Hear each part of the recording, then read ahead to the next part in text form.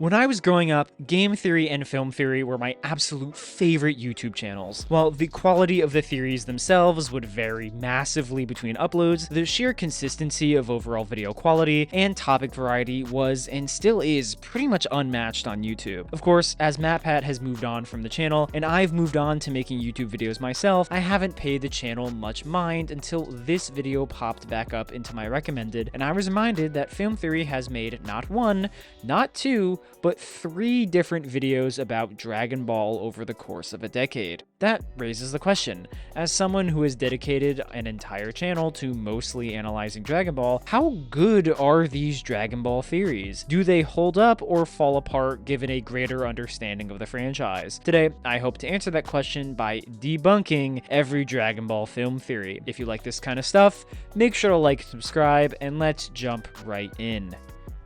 Now, the 3 film theory videos in question are what is the Kamehameha, Frieza's 5 minutes was not a mistake, and what is Shaggy's power level. We'll be going through these in release order, giving an overview of what the actual theory is, how good the theory is, and how strong the evidence is in support of the theory. Of course, I have no ill will towards Matpat or the game/film theorists, but it always bears repeating that a critique of an argument is not an attack on the person. But I think Matpat is going to do just fine, like bro is getting into politics. Still, with that being said, let's jump right into the first film theory, 2015's What is the Dragon Ball Z Kamehameha Wave? Now, this video was actually one of the first film theories ever made, and therefore its ultimate argument is pretty simple. The Kamehameha is plasma. That's it. There's really no lore arguments or analysis. Matpat just looks at the various properties beam attacks in Dragon Ball are shown to have and concludes that it's plasma. And from an overall general look at Dragon Ball, this theory holds up pretty well. If you had to give key energy attacks a real-life equivalent, it would certainly be plasma, which also goes for most other energy attacks in fiction. Matpat points out several traits the Kamehameha shares with plasma, as well as general traits of ki that also show plasma-like properties. He points out that ki attacks are clearly physical phenomena that have an interactable weight and mass, that when characters power up, they oftentimes have sparks of electricity, which is another type of plasma around them, and that beam attacks can be combined, which is something that plasma can do sometimes. He even misses out on a couple more traits that ki and plasma share with each other, notably that in several instances, ki attacks can give off high amounts of heat, seen in places like Cell melting the time machine, Jiren's aura,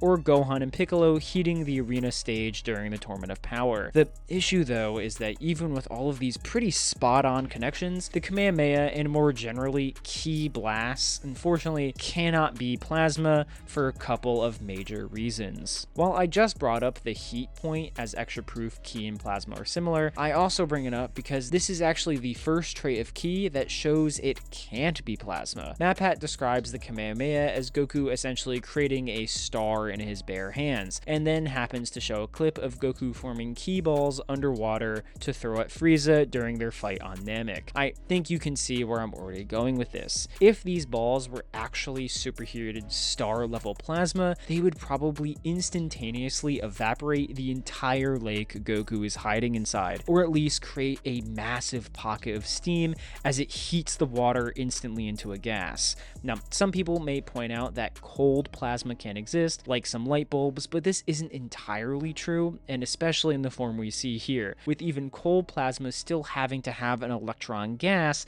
that is 35,000 degrees. But this is ultimately a peripheral debunk. Maybe Toriyama just forgot in this one scene on Namek. The main issue in this video is how Matpat believes this plasma is being created. He says that Goku is heating up the air between his hands to create the initial ball of ki before firing the beam outward as a Kamehameha. Now again, 99% of the time and in most fights, this is perfectly fine and partially true. Mostly due to Saiyans and humans not being able to breathe in space, almost every fight and ki attack in Dragon Ball is fired while in an environment that has air in it, but not all of them. There are some major instances across Dragon Ball, especially in the anime, where characters can create ki attacks with little or no air at all. You have characters like Vegeta and Frieza destroying planets by firing ki attacks far beyond their atmosphere, where there should be no air to turn into plasma. But okay, technically those aren't Kamehamehas, but on the trip to Namek, Goku, while literally in a spacesuit, is still able to make a Kamehameha in the middle of space with zero issue, meaning yes, specifically the Kamehameha can be made within a vacuum, meaning again, probably isn't plasma. But the weird part is, I think Matpat knew this theory had flaws. He actually concludes the video talking about how theories inherently aren't perfect, choosing this random Dragon Ball theory in particular to start breaking down the very concept of theories. So overall, was Matpat correct that plasma is the best real-world equivalent to a Kamehameha? Yes. Do ki blasts work as he describes them in the video? No. Still, this is a pretty solid 8 out of 10 theory, so let's move on. Next, we have 2019's What is Ultra Shaggy's True Power Level? And of the theories, I think this is definitely the worst of the batch when it comes to actually understanding Dragon Ball, which is kind of understandable given that most of this video has absolutely nothing to do with it. For a majority of this video, Matpat just goes over the meme behind Ultra Instinct Shaggy and also spends a lot of time summarizing the plot of Scooby-Doo Legend of the Phantosaur, which is the movie where Shaggy has that famous fight where he beats up that biker gang, partially leading to the meme of Ultra Instinct Shaggy in the first place.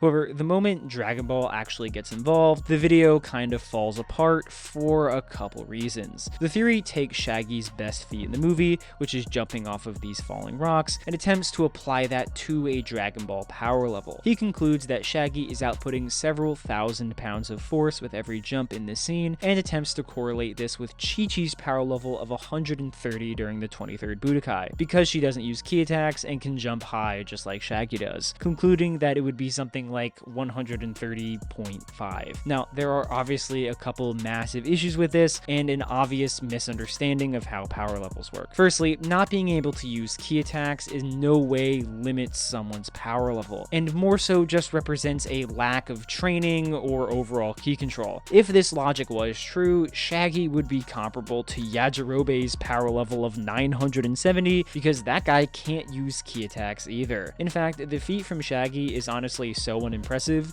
Both Chapter 1 Kid Goku and Hercule Satan himself both can do more impressive things than what Shaggy did here, with both of them outputting wall and building level power with relative ease. In fact, just jumping super high was like the original fighting style in OG Dragon Ball, with random dudes like Nam being able to jump so high it vastly exceeds what Shaggy did multiple times over. So no, Shaggy's power level is not 130, as Matpat theorizes, and is probably barely over the farmer with a shotgun's power level of 5, like a 6 or 7 at most. But as power levels early on are exponential, even this might be too high, and he's probably a fractionally better amount than 5. So maybe the 0.5 thing wasn't too off, and Shaggy's is like a 5.5 in actuality. Maybe this is a truth nuke, but Shaggy isn't actually strong enough to fight literally any version of Goku without something like Multiversus. Overall, I give this one a 2 out of 10 for at least having some interesting parts on Shaggy, but really fumbling the actual power level stuff. Moving on to the final theory, Frieza's 5 minutes was not a mistake. Now, going into this video, I kind of just assumed Matpat's conclusion was going to be a lot simpler than it ended up being. I originally thought Matpat was just going to spend the whole video explaining cinematic timing, that actually the over 2 hours of episodes during the battle on Namek happened at a much faster pace, so that it actually was 5 minutes. But this isn't what he does. He actually does accept that the fighting probably does happen at a faster pace, and that this shouldn't be taken in real time. Instead, he breaks the time down and concludes that while there was fighting happening at super speed, there was still over 5 minutes worth of talking, and that because the speed of sound always remains the same, Namek simply did not explode in 5 minutes, and that Frieza was either wrong or lying. Most of the video is then just spent justifying why Frieza might have lied about the planet blowing up in 5 minutes. He goes over how Frieza will do everything to win and loves messing with the people he's fighting, which are both essentially true statements. Matpat then concludes that Frieza was lying because he wanted to make Goku panic. Now, all of these statements about Frieza's actions and choices are for the most part accurate to Frieza and his character, but the main issue is that the fundamental premise is still wrong. Namek did blow up in 5 minutes, or very close to 5 minutes. Guides pretty explicitly say that once Frieza hits Namek's core, there were only 5 minutes of leeway left, and that in the next episode, only minutes and seconds were left before Namek detonated. Furthermore, Frieza making Goku rush here is like the worst possible thing to do, because a rushed Goku would not have let Frieza go full power and would have beaten Frieza even more badly than he already did. There's really no outward tactical advantage for Frieza to tell Goku the exact amount of time the planet has before blowing up. The other thing is that Matpat starts the video with saying that the dialogue has to be moving at normal speed, and obviously I don't think this one is correct either. There are so many times throughout Dragon Ball in which characters are fighting and yet are still able to talk. This goes for nearly every series that has characters fighting faster than sound, for the simple reason is that it makes telling stories infinitely harder if characters are constantly not able to hear each other because they're moving faster than each other's voices. It makes doing action scenes insanely clunky, needlessly complicated, and frankly boring. Overall, this is like a 5 out of 10 theory because I do think it has some pretty interesting parallels comparing Frieza's battle IQ to the Art of War, but ultimately is based on something that simply doesn't actually happen in Dragon Ball. And those are the 3 theories. I know this wasn't my main kind of power scaling content, but I honestly was feeling nostalgic for game/film theory, so I decided to make a video about it as best as I could. If you want me to talk about other anime film theories in the future, just let me know. But for now, thank you to my members, and I'll catch you guys in the next one. See ya!